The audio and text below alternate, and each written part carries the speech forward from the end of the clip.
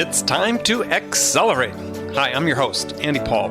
Join me as I host conversations with the leading experts in sales, marketing, sales automation, sales process, leadership, management, training, coaching, any resource that I believe to help you accelerate the growth of your sales, your business, and most importantly, you. Hello, and welcome to another edition of Frontline Fridays. I'm your host, Andy Paul, with my very special guest, Bridget Gleason. Say hi, Bridget. Are you going to ask how I'm doing? Or do you get tired of the answer? You get tired of the answer because I always have the same answer. Well, okay, I'll do it. So how are you doing? I'm doing great. Yeah. Thank you for asking. It wasn't a fantastic, though. I'm doing, I know. Well, I'm trying to change it up. Well, but no, I am it's doing fantastic. It's fantastic. I was just reading something, gosh, I think it was yesterday or the day before.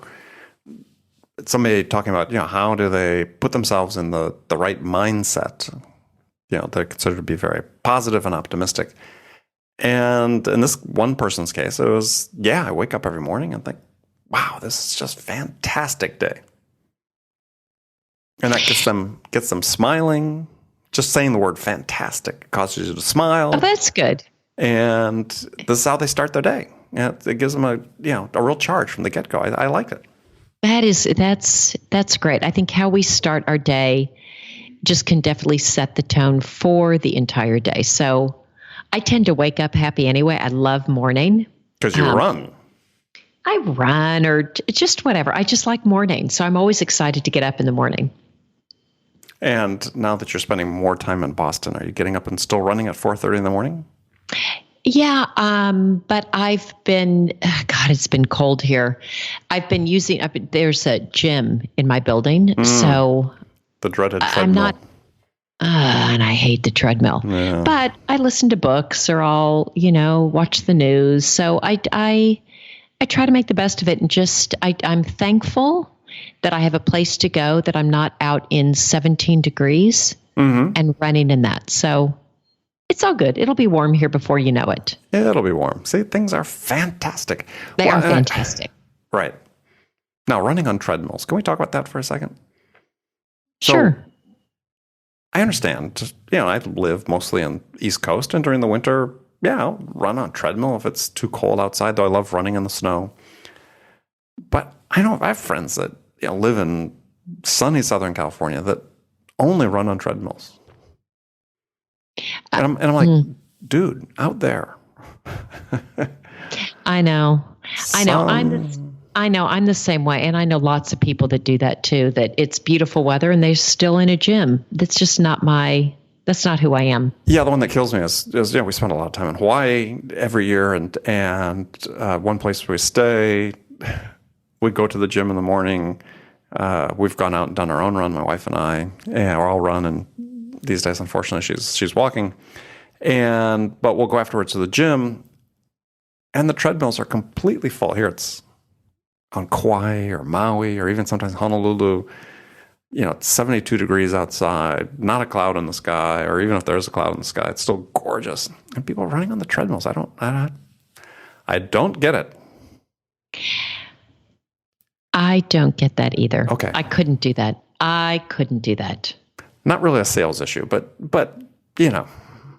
What's our sales issue for today?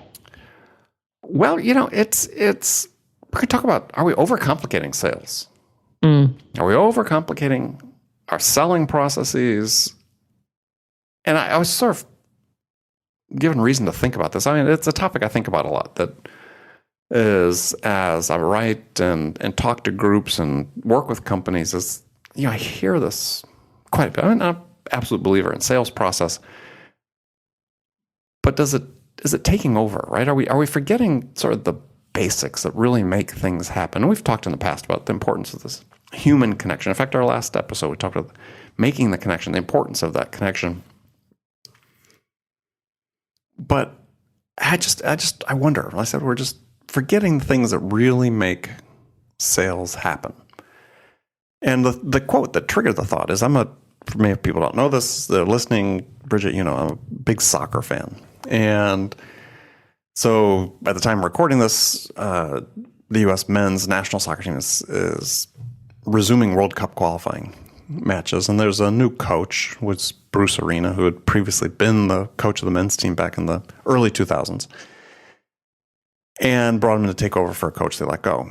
And there was an interview published with him, and the coach said he couldn't name a soccer book that influenced him. I thought, that's interesting. He says, for him, how much can you know about the game? How much do I know? Are you asking? That's what he's saying. So I'd be like, how much can you know about the game? Where for him, the thing that's really important are just really the fundamentals,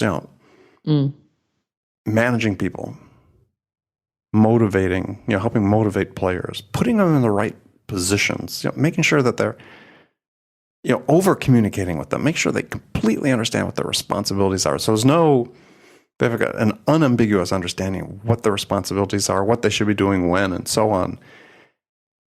And I started thinking about that. It's because I've been writing about this a little bit. We can focus all we want on the process, and we're going through, I think, a phase in sales now where, at least you look at the writing that people are doing, the books published, there's a lot about process being written, and we've got the whole account-based marketing thing going on, which is all relatively process-driven. We sort of losing sight of the real fundamentals that, at the end of the day, are what influence people to make decisions to do business with you. So what would you like to see, Andy? What would you see or read or there be a prevalence of that would indicate that we are back to the fundamentals? What would I like to see? I'm just wondering what. I was talking to my son, who people again who don't know who works for me, helped produce this program, and I was thinking, gosh, wouldn't it be great if we may do this with the show, is put on a series of episodes for some period of time where we're teaching people about sales, but we never really talk about selling. And that's sort of the point, I think, right? Is I sort of a love-hate relationship with sales books. I mean, I read them. You write them. I write them for one. Two is I read them. Okay, so don't be too harsh on them. Don't be too harsh on the myself. genre. Right. And I've perhaps read as many, if not more, than anybody else in the world, because I'm interviewing sales authors constantly, and I do read the books of the authors that come on the show, and I always learn something. But when I go back and look at the things I learn, it's not big concepts I'm learning that are really important, that are transforming. There's always, the gold always comes from the small stuff. How do you create strong first impressions? How do you, we can sort of go through sort of the basics, right? Creating strong first impressions, being nice, listening twice as much as you talk, paying attention, delivering value on every touch, asking great questions, listening without judgment. I mean, those are the things that really move the needle, in my estimation, when you're dealing with prospects. But we seem to lose focus on those. The things, and again, like you, I don't typically read anything that's, oh my God, I hadn't thought of it. But sometimes it's a story that's told, or it's a reminder of something that happens to resonate with a particular situation that I'm currently in. So it may just be timely, a good timely reminder. I don't mind them, though. I guess I don't feel as offended by the genre. Well, I'm not offended by it. I'm just saying at all, because I'm in the midst of writing my next one. But I think that, how often have you read a success story about sales? And maybe you have, I haven't. Or, again, because I talk to hundreds of people every year and ask about success stories.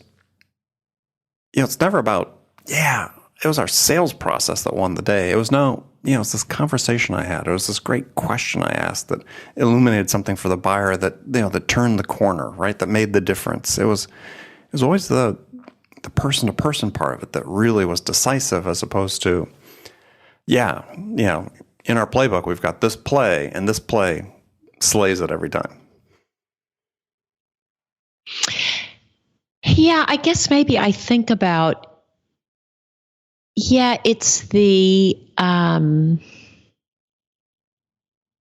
it's not the process, but the process is sort of fundamental still. Like, I think that I think the process is still important, but I almost feel like the process those are table stakes. Those you have to have. But what the differentiators are the things that you're talking about that are perhaps more nuanced. Right. And I'm just basically reacting to what I hear from people I interview and the books I read about, process is paramount. And I agree, process is really important. I mean, you need to understand your process, be trained to your process. But at the end of the day, it's still a person talking to a person. 100%. So an analogy could be, and this, spare me if people don't want to hear another sports analogy. But I was thinking about golf, and I'm not a great golfer. I enjoy golfing. I rarely get a chance to do it, but there was a time in my life where I used to do it more frequently. And I took lessons from at one point in time, and I remember from the pro is we're working on all the mechanics of a swing, but at the end of the day, he was saying, it's all about the club face being square upon impact with the ball. And, you look at the swings of, I think back, on TV, if you watch golf and you look at the various professional golfers, their swings are not all copycat images of each other.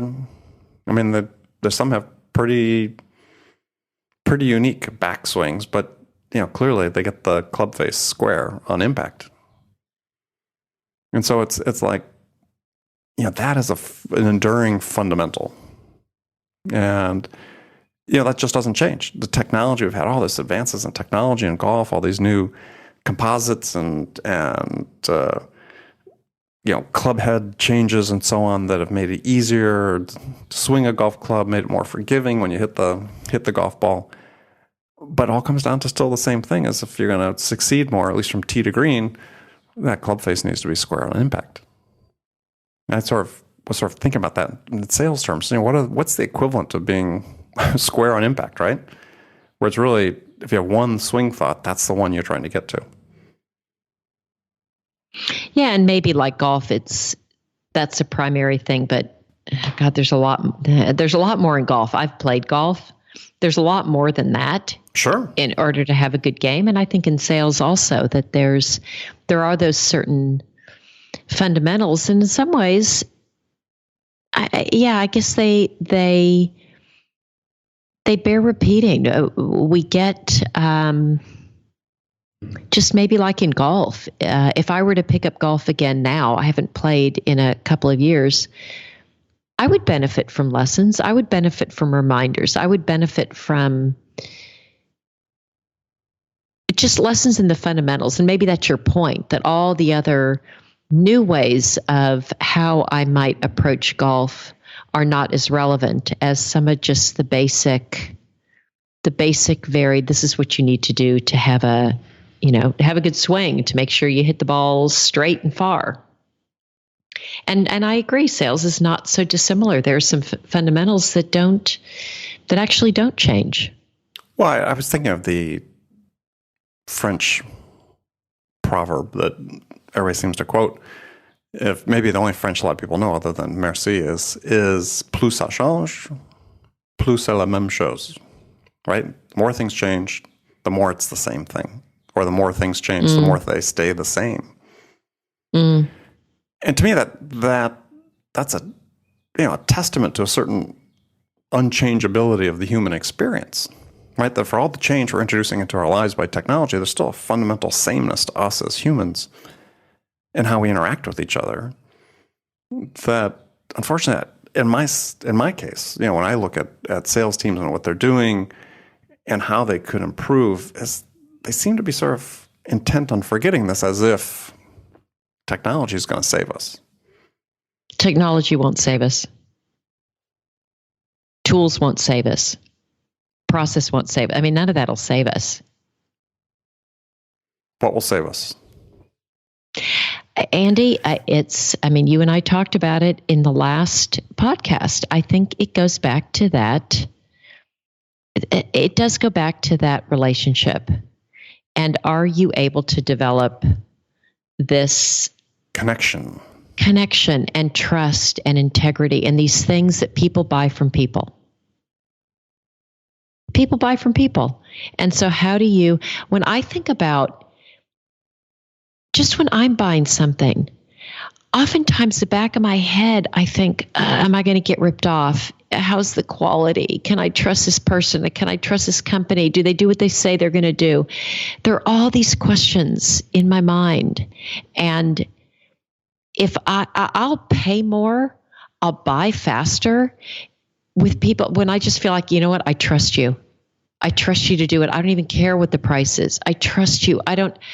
It doesn't have to be perfect. I optimize around trust, and studies that I've read have indicated that I'm in the majority. That's one thing people want to deal with a company and a person and a brand that they can trust.